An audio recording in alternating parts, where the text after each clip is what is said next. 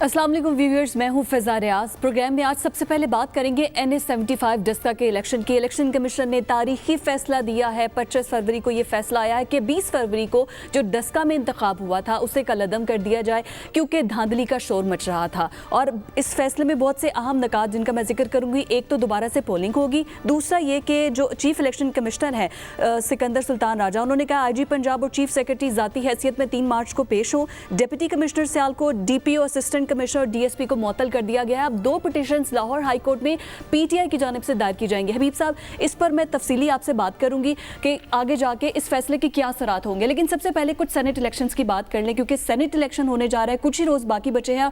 Supreme court ने जो reference दायर किया गया था हुकूमत की जानिब से सदारती ऑर्डिनेंस, उस पर अपनी राय महफूज कर दी है। किसी भी वक्त वो आ सकती है और उसके लिए जोड़ तोड़ जारी है। अब सुप्रीम कोर्ट क्या फैसला दे सकती है मुतफ़िका तौर पे, और दूसरा ये कि हर सूबे में जो PTI इस वक्त स्टेक पर है। अच्छा देखिए, आपने तो एक सांस में काफ़ी सारी बातें कर दी और उसमें एक छोटी सी इस्लाह वो ज़रूरी है कि 19 फरवरी को इलेक्शन हुआ था, 20 को नहीं हुआ था। अच्छा, दूसरी बात ये है कि जहां आपने सेनेट की बात की कि जनाब सुप्रीम कोर्ट क्या फैसला देगी, तो मैं कौन होता हूं सुप्रीम कोर्ट को डिक्टेट कराने वाला या जानने वाला कि सुप्रीम कोर्ट इलेक्शन ये फैसला जो है मुत्तफ़िका देगी या नहीं देगी। लेकिन मैं तो इस बारे में मैं तो डर ही बहुत लगता है अदालतों से, क्योंकि मैं अदलिया का एहतराम भी बहुत करता हूँ। तो लेकिन मैं आपको कम से कम एक बात जो आपने आखिरी बात की है जो पॉलिटिकल, हाँ। देखिए उस हवाले से मैं आपको ये एक अर्ज करूं कि जो जहां तक हुकूमत का जो मौक़िफ़ है, मेरी अभी एक वफाकी वज़ीर से बात हो रही थी तो वो मुझे बता रहे थे कि हुकूमत की पोजीशन ये है कि आज के दिन तक और अगर 3 मार्च तक अदालत का फैसला नहीं आता तो हमारे ख्याल में, यानी हुकूमत के ख्याल में, इलेक्शन जो होगा वो फिर ओपन बैलेट के जरिए होगा, क्योंकि जो उन्होंने ऑर्डिनेंस हुकूमत ने जारी कर रखा है उसमें ओपन बैलेट को उन्होंने जायज़ करार दे दिया है। तो लिहाजा अगर कोई फैसला ना आया तो फिर जो 3 मार्च का सेनेट का इलेक्शन होगा वो ओपन बैलेट के तहत हो सकता है। ये गवर्नमेंट का ख्याल है। अब इलेक्शन कमीशन इसको मानता है नहीं मानता, या ये अगली बहसें हैं। कानूनदान क्या कहते हैं मैं इस बारे में कुछ नहीं कह सकता, लेकिन हुकूमत की पोजीशन जहाँ तक आप पॉलिटिकल देखिए, जहाँ तक हुकूमत और सेनेट की सीटों का ताल्लुक है, तो अगर अब तक आप उनकी बेस्ट परफॉर्मेंस देखें और जिसको मॉरली, पॉलिटिकली, लीगली हर लिहाज से उसकी तारीफ हो रही है, वो है पंजाब में। कि पंजाब में हुकूमत ने और अपोजिशन के ने मिलकर, और किसकी मदद से मिलकर, चौधरी परवेज इलाही साहब की मदद से मिलकर यहाँ पर एक स्पीकर ऑफ द हाउस से एक ऐसा माहौल क्रिएट कर लिया कि जिसमें जिसकी सीटें बनती थी उतनी उसको मिल गई। हाँ। और इस पूरे काम में एक सीट जो है वो PMLQ को भी मिल गई, कामिल अली आगा की सूरत में। तो लिहाजा ये तो एक बेस्ट केस सिनेरियो है। और मेरा ख्याल ये है कि पंजाब में जो वज़ीर आज़म का ये बयानिया था कि सब वोट बिक रहे हैं, सब बेचे जा रहे हैं, को खरीद रहा है, तो पंजाब की हद तक वज़ीर आज़म का ये दलाल ही सिरे से गलत अच्छा, साबित हो गया। साथ एक खबर को और भी तस्दीक कर दें या तरदीद कर दें, ये बहुत से आ रहे हैं कि PTI के कुछ MNAs हैं जो कि ऑपोजिशन से राब्ते में हैं। अब पता नहीं इस खबर में सदाकत है या नहीं, इसकी आप तस्दीक कर दें। देखिए बात यह है, और शर्तिया तौर पे कहा जा रहा है कि वोट आपको देंगे हम ऑपोजिशन को। देखिए एक बात तो ये है कि मैं आपको जरा सेनेट वाली बात बता दूं आपको। पंजाब में तो ये सूरत हाल है, लेकिन जहाँ पे सबसे ज्यादा खप पड़ी हुई है वो है बलूचिस्तान। के बलूचिस्तान में अब्दुल कादिर साहब को टिकट दिया था PTI ने, और फिर अचानक PTI ने टिकट उनसे वापस लेके ज़हूर आगा को दे दिया। ज़हूर आगा साहब अपने कारकुन को फिर आपने कहा कि जनाब आप टिकट आपको दे दिया था ना, आपने बहुत उछल कूद कर ली, बहुत खुश हो गए, अब आप टिकट वापस करते हैं। तो लिहाजा कागजात नामजदगी वापस ले लिए। तो अब्दुल कादिर साहब जो पाकिस्तान तहरीक इंसाफ के कैंडिडेट के तौर पे शुरू हुए थे, he has ended up as BAP का कैंडिडेट। हाँ। तो BAP के कैंडिडेट बनने के लिए मुझे तो ये हैरत हो रही है, जो मेरी मालूमात ये है, साद रसूल साहब कोयटा में एक पार्टी 1 अरब रुपया लेके फिर रही थी, और जाम कमाल के गिर्द जो था ना, जाम कमाल साहब जो बाप के सरबराह भी हैं और सूबे के वज़ीर आला भी हैं, उनके गिर्द बाकायदा झूमर डाल रही थी।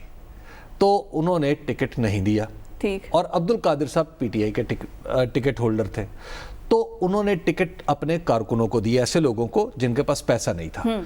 लेकिन अब आसमान टूटा یا زمین پھٹی یا کچھ ایسا ہوا ہے واقعہ جس کی وجہ سے عبد القادر یکا یک ان کو ٹکٹ باپ کا مل گیا. اب یہ کسی نے دلوایا, ان کا لاٹری میں نکل آیا, ان کو گرا پڑا مل گیا, یا انہوں نے خریدا, اب یہ اللہ بہتر جانتا ہے. لیکن قرائن یہ بتاتے ہیں کہ جیسے ہی وہ سینیٹر منتخب ہوں گے, منتخب ہوتے ہی وہ کمیونیکیشن, یعنی یہ جو سڑکوں والی کمیٹیاں نہیں ہوتی, اسٹینڈنگ کمیٹیاں سینیٹ کی, اس کی ممبری کی کوشش کریں گے. اور اللہ تعالیٰ نے جس طرح یہاں مدد کی ہے, اگر آگے بھی مدد کی تو ہو سکتا ہے چیئرمین ہی بھی کر لے. اور پھر کیا ہوگا, پھر کانفلکٹ آف انٹرسٹ تو پاکستان میں چونکہ ایشو ہی نہیں ہے, تو وہ اسی کمیٹی میں بیٹھیں گے جس محکمے کے وہ ٹھیکیدار ہیں, اور اس کے بعد پھر ان کے پاس NHA کا چیئرمین بھی آیا کرے گا, اور وہ اس کو ڈانٹا کریں گے کہ تم نے دیکھو سڑک نہیں بنوائی, تم نے یہ پالیسی میں غلطی ہے, تمہاری یہ پالیسی میں غلطی ہے. اور اس پہاڑ کے نیچے, ایمانداری کے اس پہاڑ کے نیچے کوئی نہ کوئی چھوٹی سی بل پھنسے ہوئے کی چوہیا نکلا کرے گی. تو یہ ہے ہماری سیاست کا بلوچستانی پہلو جو پیدا ہوا ہے ہمارے وزیر اعظم کے, جو پاکستان تحریک انصاف نے جس طرح اپنے ظہور آقا سے ٹکٹ واپس لیا. تو تیسرا اب آپ پوچھیں کہ جناب سندھ میں کیا ہو رہا ہے, تو سندھ میں لڑائیاں ہو رہی ہیں, اور یہ لڑائی کوئی بھی رخ اختیار کر سکتی ہے. البتہ جو لیکن الزام بھی تو لگا نا ابڑوں پہ, لیاقت جتوئی صاحب نے لگایا. میرا خیال ہے کہ وہ الزام جو سیف اللہ ابڑو کو جانتے ہیں, اور 35 کروڑ روپیہ اور سیف اللہ ابڑو یہ اکٹھے چل نہیں سکتے. یعنی اگر وہ 35 لاکھ کا الزام ہوتا نا تو میں مان جاتا. 35 کروڑ کا الزام جو ہے نا وہ ماننا ذرا تھوڑا سا مشکل ہے. اور جہاں تک کے پی کا تعلق ہے, تو کے پی میں جناب معاملہ جو ہے وہ میرا خیال ہے کہ اب کنٹرول میں آ گیا. سعد صاحب سے میں ایک سوال کر لوں. جی پلیز. سعد یہ بتاؤ کہ یہ جو گورنمنٹ کا کانسیپٹ ہے کہ ایز آف ناؤ پوزیشن یہ ہے کہ آرڈیننس انووک ہے اور اس کے تحت اوپن الیکشن ہوگا, کیا یہ ٹھیک ہے؟ دیکھیے مجھے نہیں پتا کہ گورنمنٹ کے کن لوگوں کی یہ پوزیشن ہے, لیکن بطور قانون کے ایک ادنا سے طالب علم کے پرسپیکٹو میں میرا خیال اس سے مختلف ہے. میرے خیال میں یہ قانون کی پوزیشن درست نہیں. جو حبیب صاحب قانون کی پوزیشن بتا رہے ہیں کہ حکومت کا یہ خیال ہے, کہ حکومت کے کچھ لوگوں کا یہ خیال ہے کہ جو آرڈیننس حکومت نے پاس کیا تھا اس کی موجودگی میں اگر سپریم کورٹ سینٹ کے الیکشن کے دن تک فیصلہ نہ کرے تو الیکشن کیا اوپن بیلٹ سے ہوں گے یا سیکرٹ بیلٹ سے ہوں گے. تو حکومت کا خیال ہے کہ اوپن بیلٹ سے ہوں گے. میرے خیال میں کہ یہ والی بات درست نہیں ہے, اور میں اس کی وجہ بتا دیتا ہوں. اگر آپ آرڈیننس کو دیکھ لیں حبیب صاحب, جو آرڈیننس پاس ہوا تھا وہ آرڈیننس یہ کہتا ہے کہ provided that in case the Supreme Court of Pakistan gives opinion in reference 1 of 2020 کہ اگر سپریم کورٹ کا opinion جو اس کا دائر ہے filed under Article 186 of the Constitution, that elections of the members of the Senate do not fall under the purview of 226. کہ اگر supreme court یہ opinion دیتی ہے کہ سینٹ کے elections Article 226 کے نیچے نہیں فال کرتے, the poll of the election for the members of the Senate to be held in March and thereafter shall be conducted by the Election Commission through open and identifiable card. کہ اگر supreme court یہ opinion دیتی ہے کہ Saint کے elections جو election act 2017 کے through ہوتے ہیں وہ آرٹیکل 226 کے نیچے نہیں ہے. آرٹیکل 226 جو کہ کہتا ہے کہ سیکرٹ بیلٹ, جتنے بھی الیکشنز انڈر دا کانسٹیٹیوشن ہے وہ سیکرٹ بیلٹ کے تھرو ہوں گے. اگر سپریم کورٹ کی اوپینین یہ آتی ہے کہ سینٹ کے الیکشنز آرٹیکل 226 میں نہیں فال کرتے تو وہ اوپن اینڈ آئیڈینٹیفائبل بیلٹ کے تھرو ہوں گے. اس کا مطلب یہ ہے کہ اگر سپریم کورٹ کی اوپینین یہ نہیں آتی یا سپریم کورٹ کی اوپینین ہی نہیں آتی تو پھر وہ سیکرٹ بیلٹ. دونوں صورتوں میں صرف ایک صورت ہے. دیکھیں آؤٹ کمز 3 ہیں. سپریم کورٹ کہتی ہے کہ یہ 226 میں فال نہیں کرتے, آپ سیکرٹ بیلٹ کے بجائے اوپن بیلٹ کے تھرو کروا لیں. ایک آپشن ہے سپریم کورٹ. دوسری آپشن ہے سپریم کورٹ کہتی ہے کہ یہ 226 میں فال کرتے ہیں, اس کو سیکرٹ بیلٹ کے تھرو ہی کروائیں. تیسری آپشن ہے کہ سپریم کورٹ فیصلہ ہی نہیں کرتی اس تاریخ تک. دوسری صورت میں وہ جو آرڈیننس جاری کیا وہ تو فارغ ہو گیا نا. دونوں صورتوں میں صرف اس میں سے ایک صورت ہے, کیونکہ آرڈیننس یہ کہتا ہے کہ in case the Supreme Court of Pakistan gives an opinion that the elections of the members do not fall under 226 تو پھر اوپن بیلٹ کے. اچھا صرف ایک صورت. تو یہ ان 3 میں سے صرف ایک صورت ہے کہ اگر سپریم کورٹ کا فیصلہ حکومت کے حق میں آ جائے تو اوپن بیلٹ ہوگا. اگر فیصلہ खिलाफ आए तो सीक्रेट बैलेट होगा, अगर फैसला ना आए तो भी जो मुतल्लिका इस वक्त मौजूदा कानूनी पोजीशन है जिसके अंदर सीक्रेट बैलेट के थ्रू इलेक्शन होता है, वही पोजीशन बरकरार रहेगी। तो मेरी बसद एहतराम, मेरी जो नाकिस सी कानूनी ओपिनियन है उसके अंदर ये हुकूमत की, अगर हुकूमत की यही ओपिनियन है जो भीप साहब कह रहे हैं या कुछ लोगों की ओपिनियन है, तो ये कानून से भी मुतरादिफ है और ये आइन से भी मुतरादिफ है। ओपन बैलेट मुतसादिम है क्योंकि सिर्फ एक सूरत के अंदर ओपन बैलेट हो सकता है और वो ये है कि अगर सुप्रीम कोर्ट कहे कि सेनेट के इलेक्शंस आर्टिकल 226 के नीचे फॉल नहीं करते, इस वजह से सीक्रेट बैलेट जरूरी नहीं है, ये ओपन बैलेट के थ्रू हो सकते हैं। मैं एक गुजारिश और करूं, हबीब साहब ने बिल्कुल दुरुस्त फरमाया, ये जो ठेकेदार और दीगर चीजों का और कॉन्फ्लिक्ट ऑफ इंटरेस्ट का, ये बलूचिस्तान के, मैं गुजारिश करूं कि ये पाकिस्तान के अंदर और मैं इस बात के बहुत ज़्यादा खिलाफ हूँ। कॉन्फ्लिक्ट ऑफ इंटरेस्ट जो है सियासत के अंदर रेगुलेटरी कैप्चर की सूरत में हो, कॉन्फ्लिक्ट ऑफ इंटरेस्ट की सूरत में हो, दीगर चीज़ों की सूरत में हो, जो कॉन्फ्लिक्ट ऑफ इंटरेस्ट है रियासत के सरकारी अहदेदारान के और उनके प्राइवेट बिजनेसेस के मुतालिक, ये बिल्कुल नहीं होना चाहिए। लेकिन हबीब साहब ने बिल्कुल दुरुस्त फरमाया कि ये पहली दफ़ा नहीं है। पंजाब के अंदर शुगर की क्या पॉलिसी होगी ये शहबाज शरीफ साहब तय कर रहे थे, तो अपनी शुगर मिलें भी चल रही थी ना हबीब साहब, अपनी शुगर मिलें भी चल रही थी, सब्सिडीज उन्हीं शुगर मिलों को हुकूमत पंजाब दे रही थी। शुगर्स की अगर हम बात कर लें तो सिंध के अंदर जरदारी साहब की शुगर मिलें भी चल रही थी, सब्सिडीज भी जरदारी साहब के या जरदारी साहब के नॉमिनेटेड बंदे के सिग्नेचर से हो रही थी। फाइनेंस के अंदर जब इसहाक डार साहब पाकिस्तान की फाइनेंस और टैक्स पॉलिसी कर रहे थे, तो जो बच्चे काम कर रहे थे उनके मुख्तलिफ चीज़ों के अंदर उन इंडस्ट्रीज को टैक्सेशन के अंदर ज़्यादा सब्सिडीज एंड पॉलिसीज मिलती नहीं।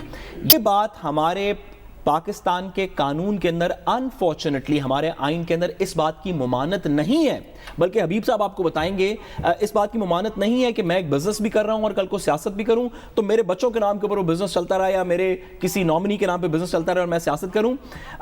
ये तो बल्कि मैं आपको बताऊं, हबीब साहब बताएंगे कि ये बात दुरुस्त है कि हम तो इसको बड़ा अच्छा समझते हैं कि जी उनको तो शुगर इंडस्ट्री का पता ही बहुत ज्यादा है जिसको शुगर मिनिस्टर लगा दिया, वो तो जी टेक्सटाइल का ओनर है और टेक्सटाइल जो है वो 25 साल से चला रहा है, तो अब हमने उसको टेक्सटाइल का मिनिस्टर लगा दिया। तो ये नहीं देखते कि अब वो जो इंडस्ट्री उसकी चल रही है उसके बाप उसके बेटे के नाम पे चल रही है, भाई के नाम पे चल रही है। पाकिस्तान में हबीब साहब, पाकिस्तान की सियासत में ये सिर्फ बलोच साहब, ये कादिर बलोच साहब के, अब्दुल कादिर साहब के पर्सपेक्टिव से नहीं, बल्कि पाकिस्तान की सियासत में अब से माजी में ये तो चलता ही आ रहा है। हबीब साहब की पसंदीदी सियासी जमातों की तरफ से तो ये तर्ज अमल हमेशा से रहा है, सिर्फ ये है हमेशा से रहा है। सॉरी, आखिरी जुमला, करना ये चाहिए, अगर ये पार्टीज वाकई कॉन्फ्लिक्ट इंटरेस्ट के बारे में सीरियस हैं तो करना ये चाहिए कि इनको मुत्तफिका तौर पे एक कानून पास करना चाहिए कि अगर आप या आपका इंडिविजुअल, आपके फैमिली का कोई मेंबर उस बिजनेस के अंदर मौजूद है तो आप उस इंडस्ट्री के इंचार्ज नहीं होंगे। ये किसी पॉलिटिकल पार्टी को सूट नहीं करता। लेकिन हमारा मसला एक ये सिर्फ नहीं है, काफी पेचीदा मसला है, लेकिन मैं आपको बताऊं हमारा बुनियादी मसला कैरेक्टर का है। दुरुस्त बात, हमारा मसला कैरेक्टर का। तो सोसाइटी में ही है ना, कानून पाकिस्तान में बहुत अच्छे हैं, अनफॉर्चुनेटली जो उनको जिन्होंने नाफिज करना है ना, उनकी कैरेक्टर पे, उनकी लियाकत पे, उनकी अहलियत पे हर पार्टी मुझे शदीद तहफ़्फ़ुज़ात है। हर पार्टी में सरकारी मुलाज़िमीन के। हाँ, सरकारी मुलाज़िमीन। हबीब साहब, अब ये तो हमने सेनेट इलेक्शन पर बड़े तफसीली बात कर लिया, अब NS-75 इलेक्शन की मैंने आपसे बात कर ली। हाँ, एक वो उसकी तरफ आने से पहले वो जो आप कह रही थी ना, वो जो 15 लोग खबर, देखिए बात ये है कि अगर कोई ऐसा बंदा है जो ये समझता है कि PMLN उसको टिकट दे देगी पाकिस्तान तहरीक इंसाफ में, तो फिर उसे फौरी तौर पर राब्ता करना चाहिए। 2-4 बंदे मैं बता देता हूँ, उसे फौरन राब्ता करना चाहिए हामिद नासिर चट्टा से, उसे फौरन राब्ता करना चाहिए हुमायूं अख्तर खान से। अच्छा। उसकी वजह यह है कि पाकिस्तान मुस्लिम लीग काफ के अंदर ये एक हम ख्याल ग्रुप था और हम ख्याल ग्रुप जो था वो नवाज शरीफ साहब के पास गया, ये 2018 के इलेक्शन से पहले की बात, और उनके पास गया और उन्हें कहा कि जनाब 2013 के इलेक्शन से पहले की, उन्होंने कहा जी क्या हम तो हम ख्याल ग्रुप हो गए हैं, तो ऐसा करते हैं कि फिर हम आपके साथ शामिल होते हैं, हाँ। तो आप हमें फिर टिकट दें। उन्होंने कहा हाँ ठीक। तो उसके बाद टिकट मिले, किसी एक को टिकट नहीं मिला। तो बात यह है कि जब आप इस तरह की बात करते हैं तो दरअसल आप अपने पेडेस्टल से बहुत नीचे आ जाते हैं, और इस तरह अगर किसी को टिकट मिल भी गया तो उसकी कितनी इज्जत बाकी बच जाएगी। टिकट तो होगी, इज्जत नहीं होगी। तो टिकट मिल भी गया तो उसकी कितनी इज्जत बाकी बच जाएगी। एक तो ये सवाल हो गया, की आप बात कर रहे थे। پھر خود PMLN کی عزت کتنی اس میں اضافہ ہو جائے گا جو اس طرح کے لوگوں کو لوٹوں کی سرپرستی کرتے ہوئے ٹکٹ دے گی اور ووٹ لے گی. اور تیسری بات یہ ہے کہ انہیں پھر ٹکٹ دے گا کون, گارنٹی کیا ہوتی ہے؟ اس لیے یہ احمقانہ سی بات ہوتی ہے. مجھے نہیں لگتا کہ اس وقت کوئی ایسے لوگ ہوں, ہاں ناراضگی کی وجہ سے 10 چیزیں ہو سکتی ہیں, لیکن PMLN ہماری سیاست میں بہت ساری ایسی چیزیں ہیں جنہیں آپ پسند نہیں کرتے, لیکن مجھے نہیں لگتا, مجھے اپنے MNS PTI کے MNS سے بھی یہ توقع ہے کہ تمام تر اختلافات کے باوجود یہ حرکت نہیں کریں گے. اور مجھے PMLN سے بھی توقع ہے کہ وہ بھی ان لوٹوں کی سرپرستی نہیں کرے گی. اور اگر کرنی ہے تو ہم تو زیادہ سے زیادہ یہی کر سکتے ہیں نا کہ مریم کہا تھا کہ اب ہم کارکنوں کو ٹکٹ دیں گے, لوٹوں کو نہیں دیں گے, تو ہم وہ دوبارہ چلا دیں گے. ٹھیک ہے, بندہ کر ہی کیا سکتا ہے. تازہ کر دیں گے. مجھے NA75 کے الیکشن کی طرف جانا ہے ساتھ. میں دیکھیے NA75 کے الیکشن کے اوپر تو ضرور بات کرتا ہوں, اور میں اس کے اوپر بات کرنے سے پہلے میں گزارش کروں کہ ہماری سیاست کے اندر جو مورالٹی ہے نا وہ نئی آئی ہے ٹیلی ویژن کے اور سوشل میڈیا کے آزاد ہونے سے. اچھا, جب سے خاص طور پہ سوشل میڈیا کے آزاد ہونے کے بعد سے ہماری سیاست کے اندر کوئی تھوڑی سی مورالٹی یا تھوڑی سی باتوں کو لوگوں کو آنیسٹ رکھنے کی بات ہو رہی ہے. ورنہ زاہد حامد صاحب کون ہے؟ بالکل ٹھیک ہے. زاہد حامد صاحب مشرف کے بھی لاء منسٹر تھے, نواز شریف صاحب کے بھی لاء منسٹر تھے. ان کو ہم کوئی, میں نازیبا الفاظ دوٹا ادھر ادھر کی بات نہیں کرنا. اس طرح کے بہت سے لوگ ہیں, دانیال عزیز صاحب کون ہے, طلال چودھری صاحب کون ہے, اتنے سارے لوگ ہیں.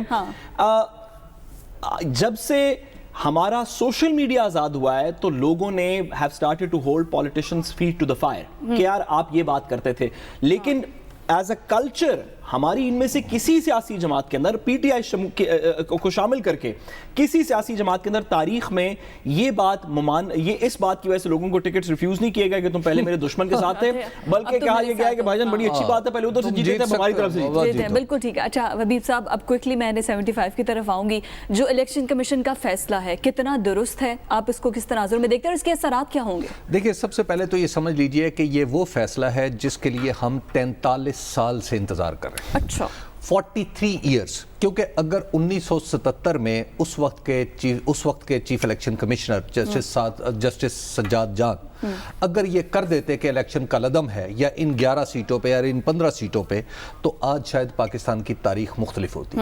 وہ اس وقت جسٹس سجاد صاحب کا آپ کو پتہ ہے, جسٹس وسیم سجاد جو ہمارے قانون دان ہیں, سینٹ میں بھی رہے ہیں, ان کے اور وزیر بھی رہے, ان کے والد صاحب تھے. اس وقت انہوں نے جو نماز قضا کی تھی وہ نماز آج ادا ہوئی. اور ہمارے چیف الیکشن کمشنر نے, سکندر سلطان راجہ نے, کم از کم یہ ضرور کیا ہے کہ جو بلیٹنٹ جس طرح غنڈہ گردی کے زور پہ لوگوں کی لاشیں گرا کے ڈسکا شہر میں فائرنگ کر کے اور افسروں کی یہ جو پولیس افسر اور ایڈمنسٹریٹو افسروں کی باقاعدہ نگرانی میں جو سب کچھ ہو رہا تھا, اس کو الیکشن تسلیم کرنے سے انکار کر دیا ہے. تو یہ فیصلہ, اس فیصلے کے بعد, اور جس طرح انہوں نے, لوگ کہہ رہے ہیں کہ چونکہ وہ بھی ایک DMG آفسر تھے اور معاملہ بھی DMG آفسرز کا ہے, تو DMG بھائی ہوتے ہیں, تو ایک بھائی دوسرے بھائی کے خلاف کیسے آگے بڑھے گا, جیسے پیٹی بھائی ہوتے ہیں, پیٹی بھائی جس طرح ہوتے ہیں. لیکن میری توقع ہے, دیکھیے ہم نے پہلے جسٹس افتخار چودھری کی صورت میں ہم نے قانون کا دیوتا دیکھا, لیکن وہ قانون کا دیوتا جو کچھ بن کے آیا وہ آج وہ بھی منہ چھپاتا پھر رہا ہے اور ہم بھی منہ چھپاتے پھر رہے ہیں. تو بات ایک تو یہ ہے, ہم نے اور بھی بہت سارے لوگوں کو بڑا بنایا, لیکن بڑے بنانے کے بعد پتا چلا کہ یہ اتنے بڑے نہیں تھے جتنے ہم سمجھتے تھے. تو اس لیے بات احتیاط سے کرنی چاہیے. سکندر سلطان صاحب کے بارے میں حتمی فیصلہ تو آخر میں ہوگا, جب ہمیں تب پتا چلے گا کہ قانون کے مطابق کیا الیکشن کمیشن نے, جس کو میں ماضی میں اندھا بہرا اپاہج الیکشن کمیشن کہا کرتا تھا, میں اب یہ کہنے پہ مجبور ہوں کہ مجھے اس میں امید کی رمق جاگی ہے. تو یہ اگر چیف سیکرٹری ہمارا اپنی سیٹ پہ نہیں رہتا, ہمارا IG اللہ کرے اپنی سیٹ پہ نہ رہے قانون کے مطابق, اور جو DPO DCO اور کمشنر ان سب کے بارے میں تو احکامات آ چکے ہیں, تو جب یہ اپنی جگہوں پہ نہیں ہوں گے تو پھر ہمیں یقین آئے گا ہاں ہم الیکشن کی شفافیت کے راستے پہ چل سکتے ہیں. نہیں حبیب صاحب, بالکل ایک ساتھ یہ کہا جا رہا ہے کہ پٹیشن دائر کی جائے گی PTI کی جانب سے کہ یہ چیف الیکشن کمشنر کے جورسڈکشن میں نہیں آتے, وہ اس طرح سے ان کو طلب نہیں کر سکتے اور معطل نہیں کر سکتے.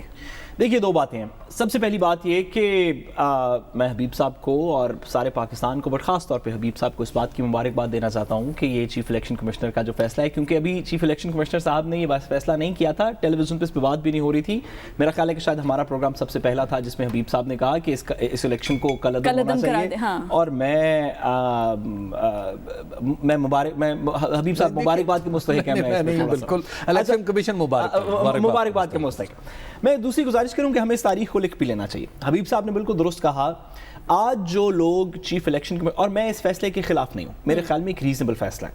آج جو لوگ جہاں سے بات تھوڑی سی آگے چلنے کی ضرورت ہے, آج جو لوگ اس فیصلے کے لیے باجے بجا رہے ہیں اور رسگلے کھا رہے ہیں, وہ کہتے ہیں نا کہ جھوٹ بولا ہے تو اس پر قائم بھی رہو ظفر, آدمی کو صاحب کردار ہونا چاہیے. وہ ان چیف الیکشن کمشنر کے اور اس چیف الیکشن کمیشن کے اب فیصلوں پہ قائم رہنے پہ تیاری کریں. اب آگے فارن فنڈنگ کیس کے بھی فیصلے آنے ہیں نا, ابھی الیکشن پٹیشن بھی الیکشن کمیشن نے ڈیسائیڈ کرنی ہے. یہ میٹھا میٹھا واہ واہ اور کڑوا کڑوا تھو تھو والی بات جو ہے یہ بھی شروع ہونے والی ہے. سپریم کورٹ کے اندر بھی ایسے ہی ہوا تھا, آپ کو یاد ہے بہت سے لوگوں نے رسگلے کھا لیے تھے اپریل 2017 میں, مٹھائیاں بانٹ دی تھیں, پھر جولائی تک جاتے جاتے کام اور ہو گیا تھا. الیکشن کمیشن کے اوپر ہمیں بطور قوم اعتماد کرنا چاہیے. یہ بڑا اچھا فیصلہ ہے, اس فیصلے پہ ہمیں اعتماد ہے.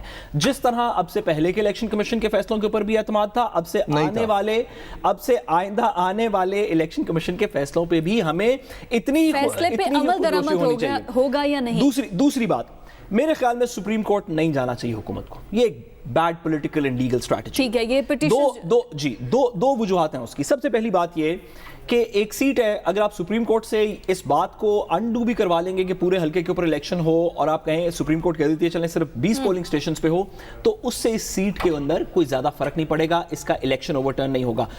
حکومت پاکستان کو سپریم کورٹ کے اندر مزید شرمندگی کا سامنا کرنا پڑ سکتا ہے. چاہیے یہ کہ تھوڑی سی گریس شو کریں, کہیں کہ چیف الیکشن کمشنر کا الیکشن کمیشن کا فیصلہ ہے, ہم الیکشن کرواتے ہیں, ہم اس کو چیلنج نہیں کریں گے. بالکل ٹھیک ہے, ایک بریک کی طرف ہمیں جانا ہے. ناظرین اسٹے ود اس.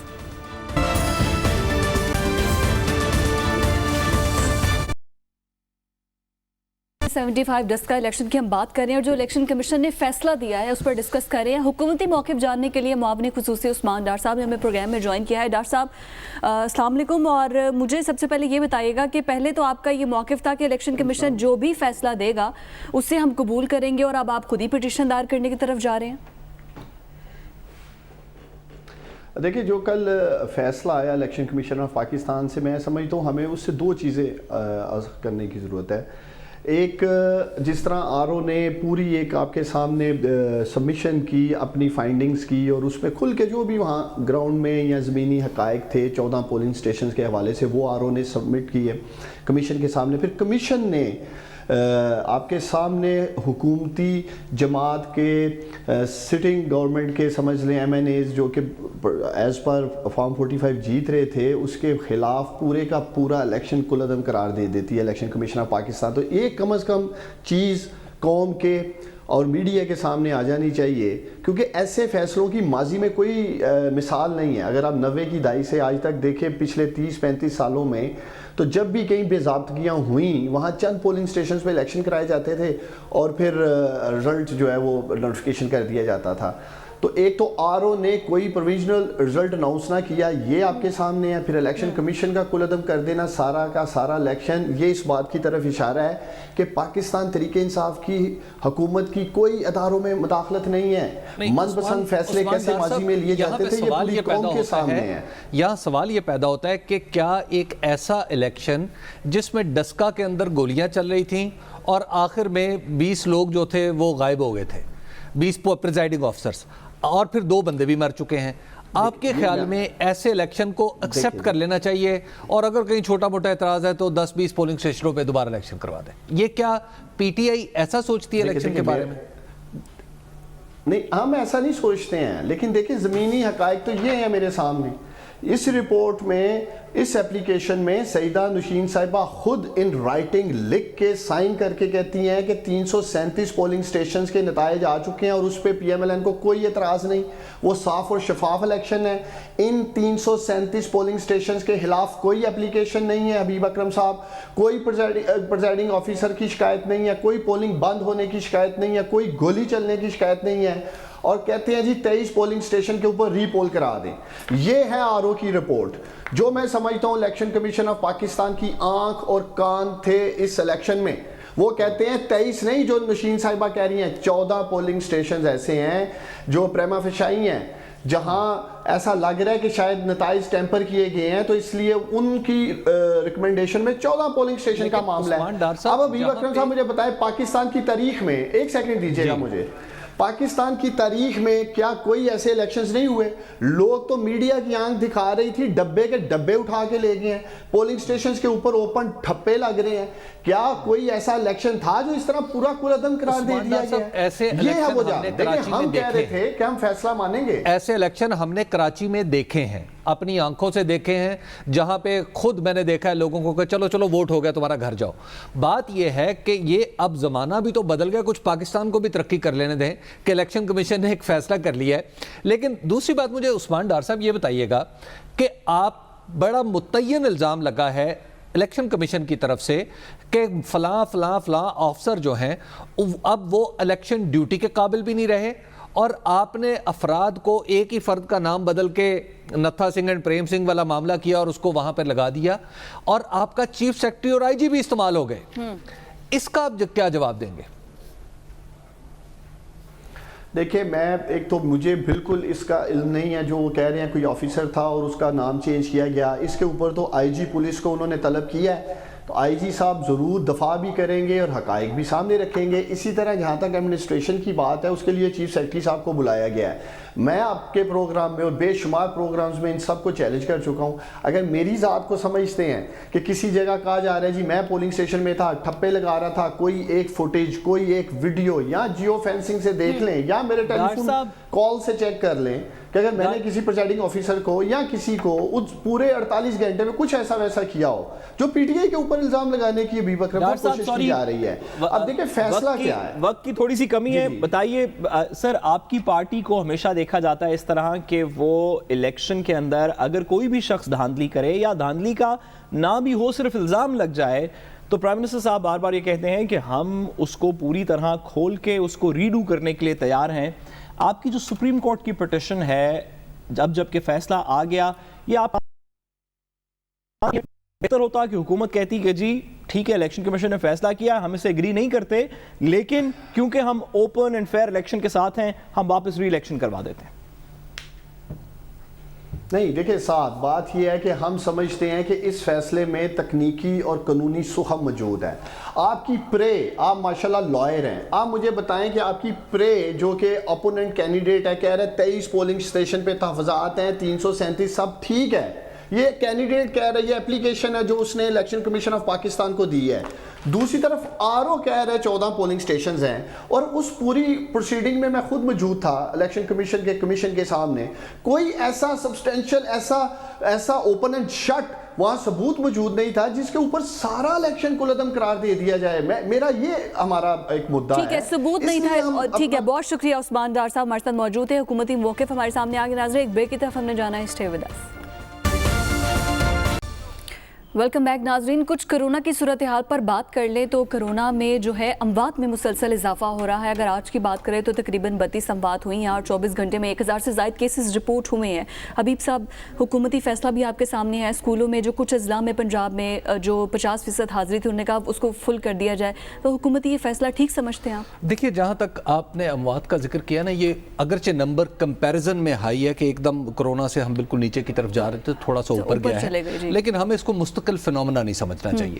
اور بہرحال یہ بات ہمیں ماننی پڑے گی کہ کرونا کے حوالے سے اس حکومت کی policy one of those policies ہے جس کی پوری دنیا میں تعریف ہوئی ہے.